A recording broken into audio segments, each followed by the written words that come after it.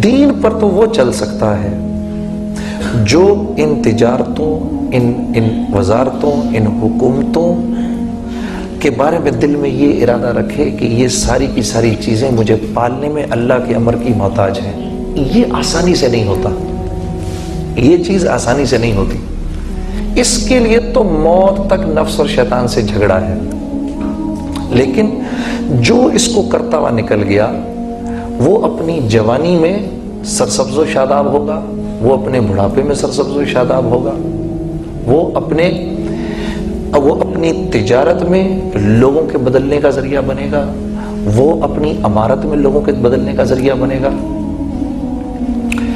اب یہاں جتنے لوگ بیٹھے ہیں سب یہ کہہ رہے ہیں یار ہم ایک ایسے معاشرے میں رہنا چاہتے ہیں جو معاشرہ ایک سرسبز و شاداب معاشرہ ہو، اس میں سچ ہو، اس میں جھوٹ نہ ہو، اس میں لوگ ایک دوسرے کی عزت کریں، اس میں لوگ آپس میں محبت سے رہیں، اس میں حلال کمائی ہو، اس میں عورتیں پردے میں ہوں، اس میں فلاں فلاں فلاں فلاں۔ کون نہیں چاہتا؟ سب چاہتے ہیں جی، ہے جی، سب چاہتے ہیں، بالکل سب چاہتے ہیں۔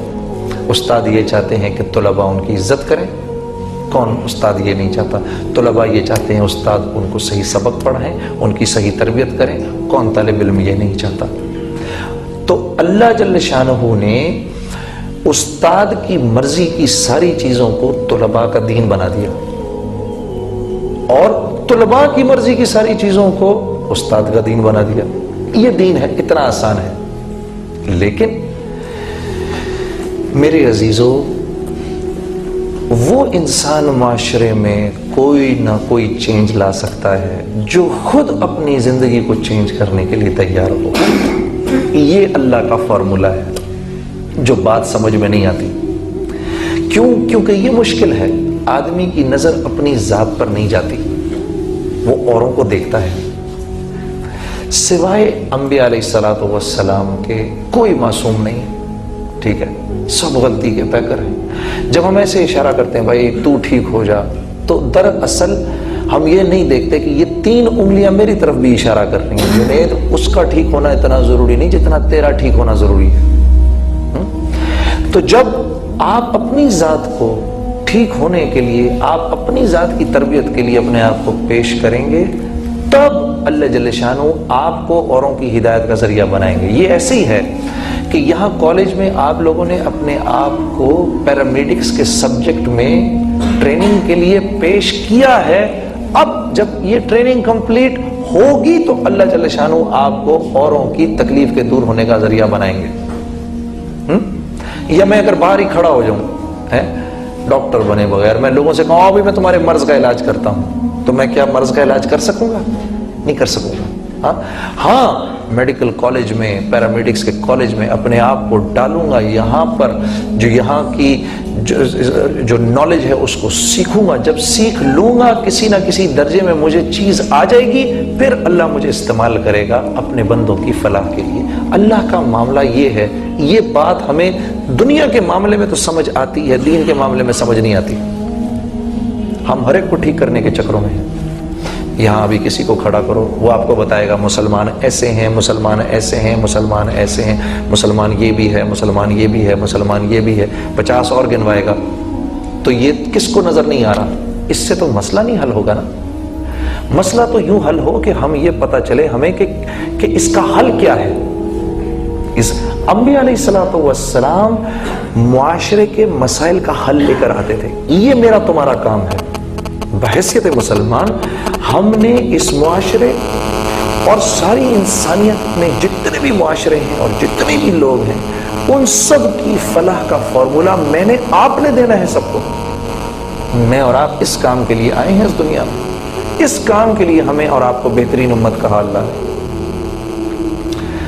حضرت ربیعہ بن عامر رضی اللہ تعالیٰ عنہ بڑے جلیل القدر صحابی تھے، رستم کے دربار میں پہنچے تو رستم نے پوچھا تم یہاں کیوں آئے ہو؟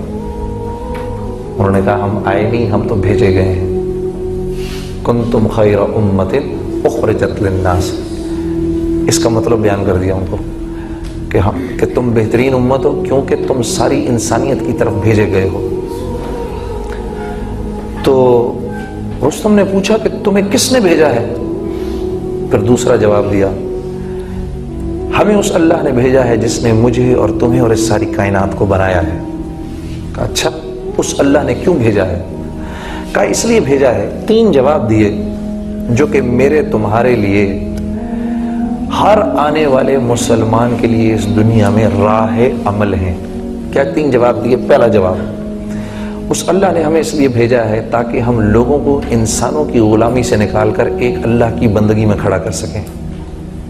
اللہ نے ہم کو اس لیے بھیجا ہے تاکہ ہم لوگوں کو دنیا کی مشکلات سے نکال کر اسلام کی وسعتوں میں داخل کر سکیں، تاکہ ہم لوگوں کو ظالموں کی بے اعتدالیوں سے نکال کر اسلام کے عدل میں کھڑا کر سکیں۔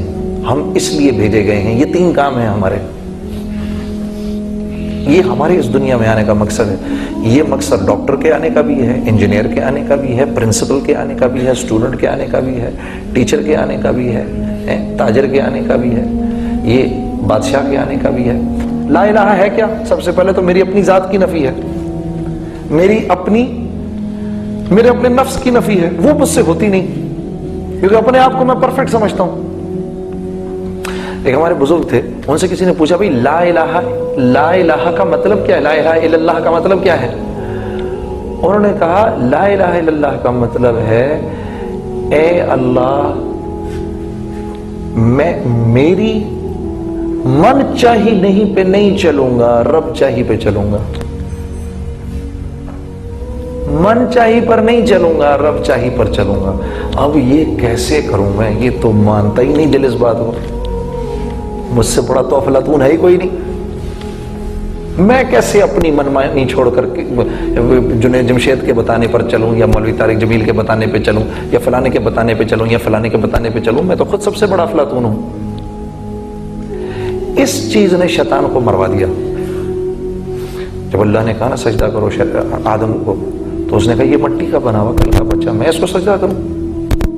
میں آگ کا بنا ہوا؟ سجدے کے لیے 100 سال فرشتے حضرت آدم کے سامنے پڑے رہے سجدے میں، 100 سال۔ یہ 100 سال تک منہ پھیر کے کھڑا رہا، میں نہیں کروں گا۔ اللہ نے موقع دیا، ابھی بھی کر لو، ابھی بھی کر لو، ابھی بھی کر لو، ابھی بھی کر لو۔ 100 سال کا موقع دیا۔ پھر پوچھا، ایک دم باہر نہیں نکالا، پھر پوچھا تو نے کیوں نہیں سجدہ کیا؟ اس وقت ہی کہہ دیتا یا اللہ غلطی ہو گئی۔ تو اللہ کو دلیل دی اس نے، جیسے ہم آج دلیل دیتے ہیں۔ جنید صاحب 1 منٹ، آپ کے یہ کہاں سے یہ بات، یہ کیسے، یہ اس کی کیا دلیل ہے اس بات کی؟ مسلمان آج اللہ کے حکموں پر دلائل مانگتا ہے، دلیل دے مجھے آپ۔ اس نے اپنے علم سے ایک چیز کو مرتب کیا، اس کے علم کا اور میرے علم کا کیا مقابلہ؟ یہ ایسی ہے جیسے میں اپنے 1.5 سال کے یا 1 سال کے بچے کو وہ آگ میں ہاتھ ڈالنا چاہ رہا ہو، میں اس کو روکوں تو کہ ابا تو مجھے کیوں روکتا ہے؟ پہلے دلیل دے مجھے اس بات کی کہ تو مجھے کیوں روک رہا ہے تو اس آگ میں ہاتھ ڈالنے سے؟ ہاں تو میں اس کو دلیل دوں گا یا ایک اس کو چپت رسید کروں گا؟ تو اس بچے کی اور میری عقل میں تو کچھ موازنہ ہو سکتا ہے، بندے اور رب کی علم میں اور عقل میں کیا موازنہ ہو سکتا ہے؟ اللہ نے جب عقل کو پیدا کیا تو اس کے 100 حصے کیے، ایک حصہ مجھے، آپ کو اور جتنے انبیاء آئے ہیں ان کو دیا، اور 99 حصے جناب رسول اللہ صلی اللہ علیہ وسلم کو دیے۔ تو ہم اپنے علم سے اللہ سے پوچھ رہے ہیں اللہ اس بات کی کیا دلیل ہے؟